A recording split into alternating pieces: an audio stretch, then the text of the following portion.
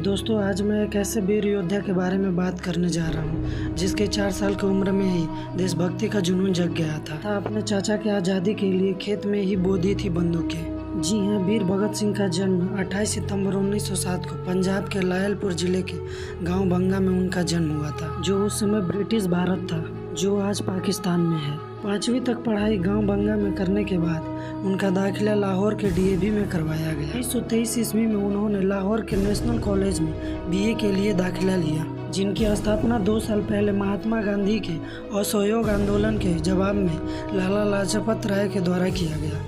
हालांकि भगत सिंह अपनी बीए की पढ़ाई पूरी नहीं की और उन्हें स्वतंत्रता संग्राम में हिस्सा लेने के कारण अंग्रेजों से बचने के लिए अंडरग्राउंड होना पड़ा था। 15 साल की उम्र में भगत सिंह आज़ादी के आंदोलन में शामिल हो गए थे। भगत सिंह का पूरा परिवार स्वतंत्रता सेनानियों का परिवार था और वो अमीर लोग थे। दादा अर्जुन सिंह और चाचा अजीत सिंह भारत की आज़ादी की लड़ाई के लिए सक्रिय थे तथा उन्होंने लाला लाजपत राय के साथ भी काम किया था तथा उनके चाचा अजीत सिंह विदेश में रहकर 38 वर्ष तक आज़ादी की लड़ाई लड़ते रहे और सन 1946 ईस्वी को पंडित जवाहरलाल नेहरू ने उन्हें भारत वापस लाया तथा उनके चाचा सरवण सिंह की जेल में बीमारी के कारण 23 वर्ष में ही उनकी मृत्यु हो गई थी। भगत सिंह का 15 साल की उम्र में आज़ादी के आंदोलन में शामिल हो जाने से उनका परिवार उनके ऊपर नाखुश था। इस बात से लेकर उनका अपने परिवार से कभी कभी मतभेद भी हो जाता था तथा भगत सिंह कभी कभी खाना खाने के लिए दोस्त के होटल पर जाया करते थे, जिनका खुद का एक होटल था। जब 4 साल की उम्र में खेतों में बीज बो रहे थे, तभी एक बार ऐसे ही गांव के खेतों में घूमते हुए उनके पिता किशन सिंह के करीबी मित्र कांग्रेस कार्यकर्ता मेहता आनंद किशोर ने हंसी में भगत सिंह से एक सवाल पूछा कि तुम खेत में क्या बो रहे हो? तो उन्होंने जवाब दिया कि बंदूकें बीज रहा हूँ।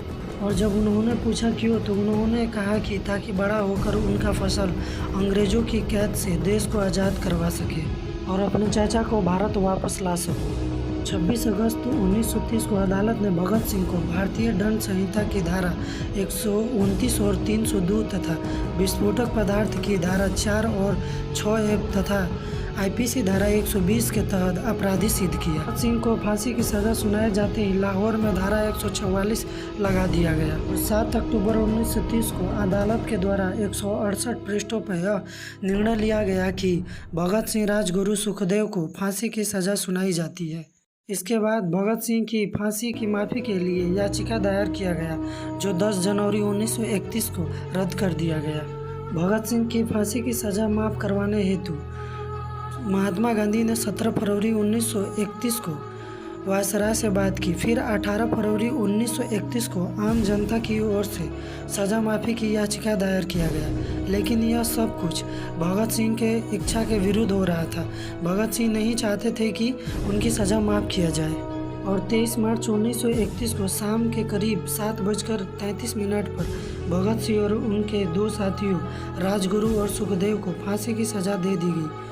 इसके बाद पूरे भारत में शोक का माहौल छा गया। प्रोफेसर चमन लाल कहते हैं कि भगत सिंह फिल्म देखने के बहुत ही शौकीन थे और उन्हें फिल्म देखने का बहुत ही शौक था। प्रोफेसर ने एक किस्से में बताया कि एक उनके दोस्त जयदेव ने कहा कि वह फिल्म देखने नहीं जा सकते।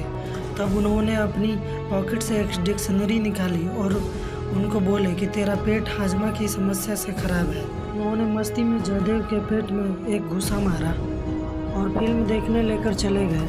अगर मेरा वीडियो आप लोग को अच्छा लगे तो कमेंट में अपनी राय ज़रूर दें तथा मेरे चैनल को लाइक और सब्सक्राइब अवश्य करें।